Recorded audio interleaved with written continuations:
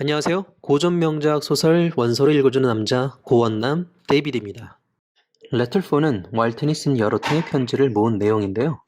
매번 편지를 붙일 수 없었기 때문이었겠죠. 이 네 번째 편지는 프랑켄슈타인 소설의 전개에서 매우 흥미로운 부분인데요.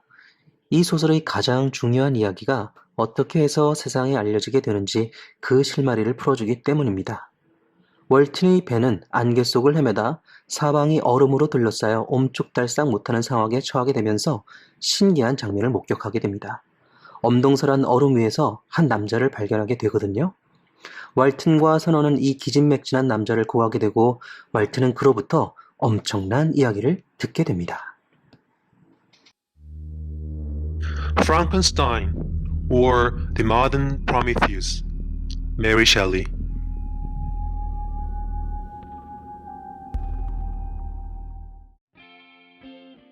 To Mrs. Saville, England, August 5th, 17 blank. So strange an accident has happened to us that I cannot forbear recording it, although it is very probable that you will see me before these papers come into your possession. Last Monday, July 31st, we were nearly surrounded by ice, which closed the ship on all sides, scarcely leaving her the sea room in which she floated. Our situation was somewhat dangerous, especially as we were compassed around by a very thick fog. We accordingly lay to, hoping that some change would take place in the atmosphere and weather. About 2 o'clock the mist cleared away, and we beheld, stretched out in every direction, vast and irregular plains of ice, which seemed to have no end. Some of my comrades groaned, and my own mind began to grow watchful with anxious thoughts, when a strange sight suddenly attracted our attention and diverted our solicitude from our own situation.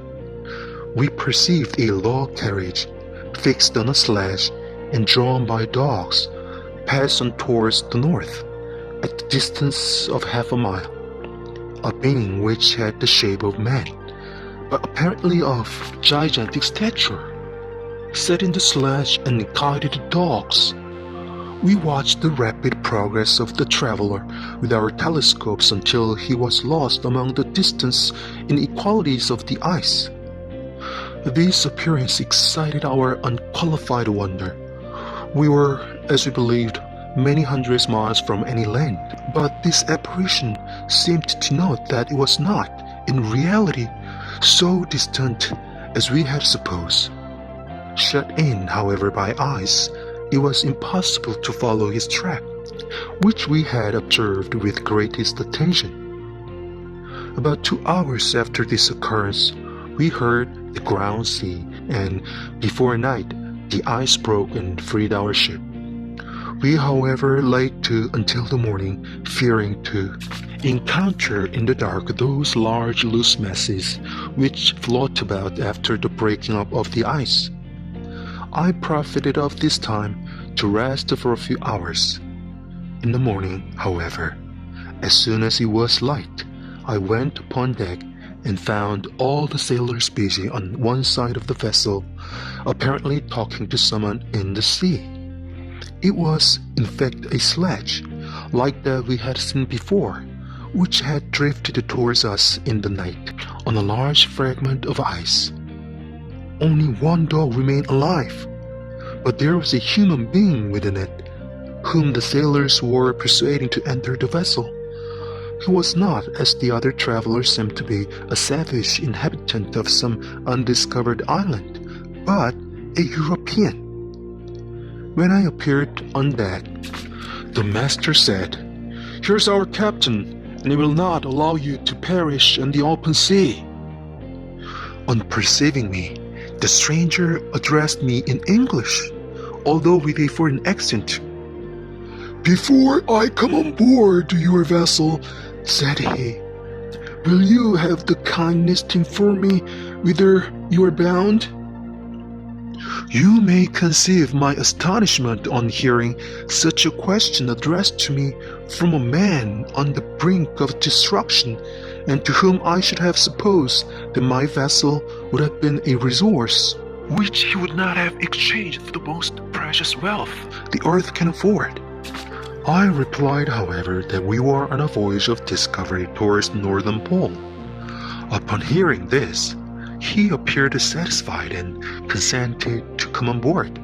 Good God, Margaret, if you had seen the man who thus capitulated for his safety, your surprise would have been boundless. His limbs were nearly frozen, and his body dreadfully emaciated by fatigue and suffering. I never saw a man in so wretched a condition. We attempted to carry him into the cabin, but as soon as he had quitted the fresh air, he fainted. We accordingly brought him back to the deck and restored him to animation by rubbing him with brandy and forcing him to swallow a small quantity. As soon as he showed signs of life, we wrapped him up in blankets and placed him near the chimney of the kitchen stove. By slow degrees, he recovered and ate a little soup, which restored him wonderfully. 2 days passed in this manner before he was able to speak, and I often feared that his sufferings had deprived him of understanding. When he had in some measure recovered, I removed him to my own cabin and attended on him as much as my duty would permit. I never saw a more interesting creature. His eyes have generally an expression of wildness and even madness, but there are moments when, if anyone performs an act of kindness towards him or does him any the most trifling service, his whole countenance is lighted up, as it were, with a beam of benevolence and sweetness that I never saw equaled. But he is generally melancholy and despairing, and sometimes he gnashes his teeth as if impatient of the weight of woes that oppresses him. When my guest was a little recovered, I had great trouble to keep off the men who wished to ask him 1,000 questions. But I would not allow him to be tormented by their idle curiosity in a state of body and mind whose restoration evidently depended upon entire repose. Once, however, the lieutenant asked why he had come so far upon the ice in so strange a vehicle.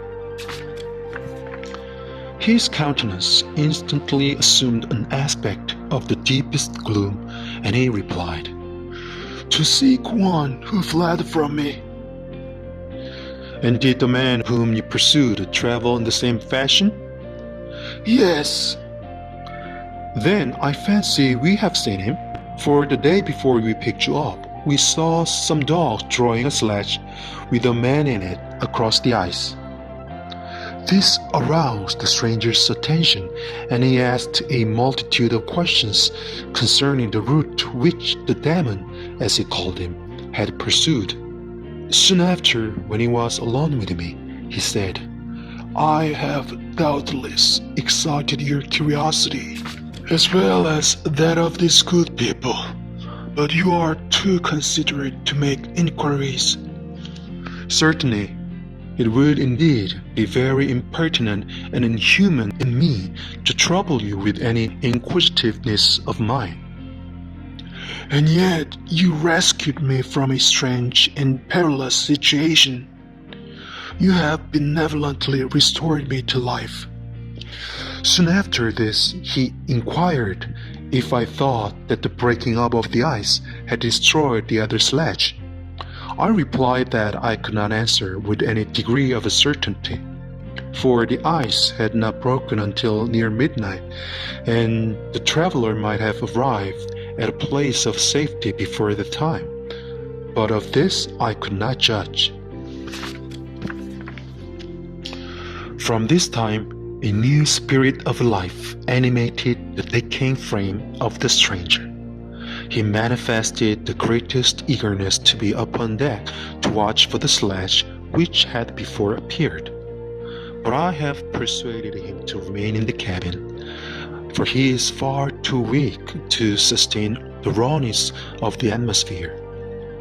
I have promised that someone should watch for him, and give him instant notice if any new object should appear in sight. Such is my journal of what relates to this strange occurrence up to the present day. The stranger has gradually improved in health, but is very silent and appears uneasy when anyone except myself enters his cabin. Yet his manners are so conciliating and gentle that the sailors are all interested in him, although they have had very little communication with him. For my own part, I begin to love him as a brother, and his constant and deep grief fills me with sympathy and compassion. He must have been a noble creature in his better days, being even now in rags so attractive and amiable. I said in one of my letters, my dear Margaret, that I should find no friend on the wide ocean. Yet I have found a man who, before his spirit had been broken by misery, I should have been happy to have possessed, as the brother of my heart. I shall continue my journal concerning the stranger at intervals, should I have any fresh instance to record. August 13th, 17 blank. My affection for my guest increases every day. He excites at once my admiration and my pity to an astonishing degree. How can I see so noble a creature destroyed by misery without feeling the most poignant grief? He is so gentle, yet so wise. His mind is so cultivated, and when he speaks, although his words are culled with the choicest art, yet they flow with rapidity and unparalleled eloquence. He is now much recovered from his illness and is continually on the deck, apparently watching for the sledge that preceded his own. Yet, although unhappy, he is not so utterly occupied by his own misery, but that he interests himself deeply in the projects of others. He has frequently conversed with me on mine, which I have communicated to him without disguise. He entered attentively into all my arguments in favor of my eventual success, and into every minute detail of the measures I have taken to secure it. I was easily led by the sympathy which he evinced to use the language of my heart, to give utterance to the burning ardor of my soul, and to say, with all the fervor that warmed me, how gladly I would sacrifice my fortune, my existence, my every hope, to the furtherance of my enterprise. One man's life or death were but a small price to pay for the acquirement of the knowledge which I sought, for the dominion I should acquire and transmit over the elementary laws of our race. As I spoke, a dark gloom spread over my listener's countenance. At first I perceived that he tried to suppress his emotion. He placed his hands before his eyes, and my voice quivered and failed me as I beheld tears trickle fast from between his fingers. A groan burst from his heaving breast. I paused. At length he spoke in broken accents. "Unhappy man, do you share my madness? Have you drunk also of the intoxicating draught? Hear me, let me reveal my tale, and you will dash the cup from your lips." Such words, you may imagine, strongly excited my curiosity, but the paroxysm of grief that had seized the stranger overcame his weakened powers. Many hours of repose and tranquil conversation were necessary to restore his composure. Having conquered the violence of his feelings, he appeared to despise himself for being the slave of passion, and quelling the dark tyranny of despair, he led me again to converse concerning myself personally. He asked me the history of my earlier years. The tale was quickly told, but it awakened various trains of reflection. I spoke of my desire of finding a friend, of my thirst for a more intimate sympathy with a fellow mind than had ever fallen to my lot, and expressed my conviction that a man could boast of little happiness who did not enjoy this blessing. "I agree with you," replied the stranger. "We are unfashioned creatures, but half made up, if one wiser, better, dearer than ourselves, such a friend ought to be. Do not lend his aid to perfectionate our weak and faulty natures. I once had a friend, the most noble of human creatures, and am entitled, therefore, to judge respecting friendship. You have hope and the world before you, and have no cause for despair. But I've lost everything and cannot begin life anew." As he said this, his countenance became expressive of a calm, settled grief that touched me to the heart. But he was silent, and presently retired to his cabin. Even broken in spirit as he is, no one can feel more deeply than he does the beauties of nature. The starry sky, the sea, and every sight afforded by these wonderful regions seem still to have the power of elevating his soul from earth. Such a man has a double existence. He may suffer misery and be overwhelmed by disappointments, yet when he has retired into himself, he'll be like a celestial spirit that has a halo around him, within whose circle no grief or folly ventures. Will you smile at the enthusiasm I express concerning this divine wanderer? You'd not if you saw him. You have been tutored or refined by books and retirement from the world, and you are therefore somewhat fastidious, but this only renders you the more fit to appreciate the extraordinary merits of this wonderful man. Sometimes I have endeavored to discover what quality it is which he possesses that elevates him so immeasurably above any other person I ever knew. I believed it to be an intuitive discernment, a quick but never failing power of judgment, a penetration into the causes of things unequaled for clearness and precision. Add to this a facility of expression and a voice whose varied intonations are soul-subduing music. August 19th, 17 blank blank. Yesterday, the stranger said to me, "You may easily perceive, Captain Walton, that I have suffered great and unparalleled misfortunes. I had determined at one time that the memory of these evils should die with me, but you have won me to alter my determination.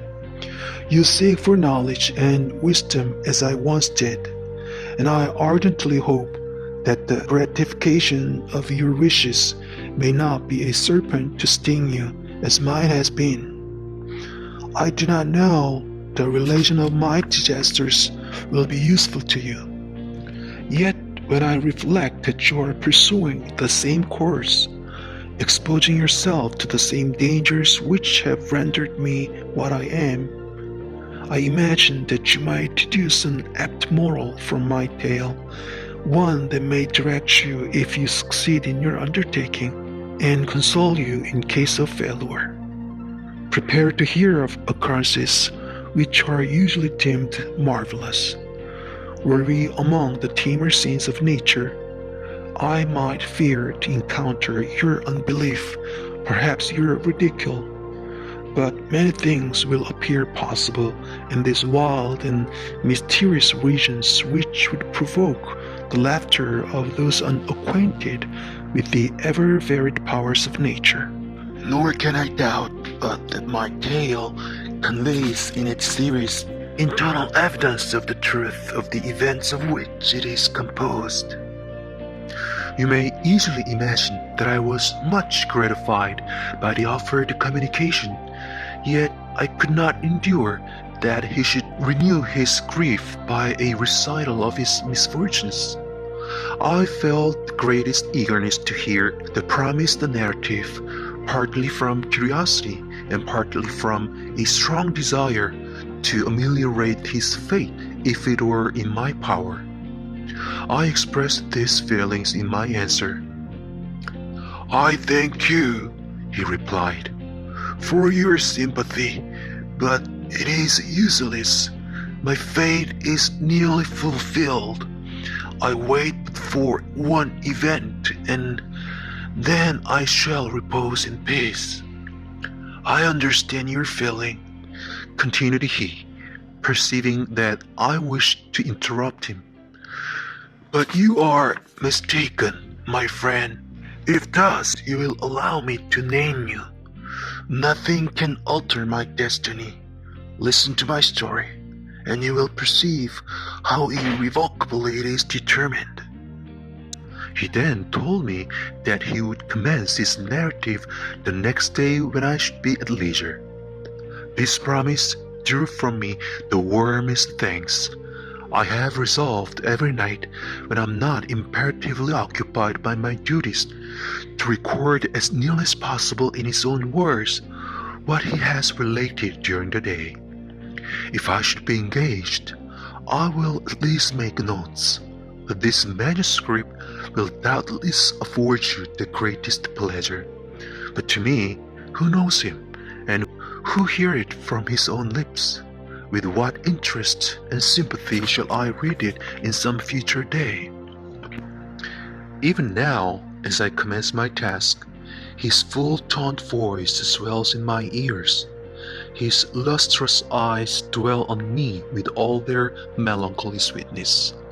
I see his thin hand raised in animation, while the lineaments of his face are irradiated by the soul within. Strange and harrowing must be his story, frightful the storm which embraced the gallant vessel on its course and wrecked it. Thus,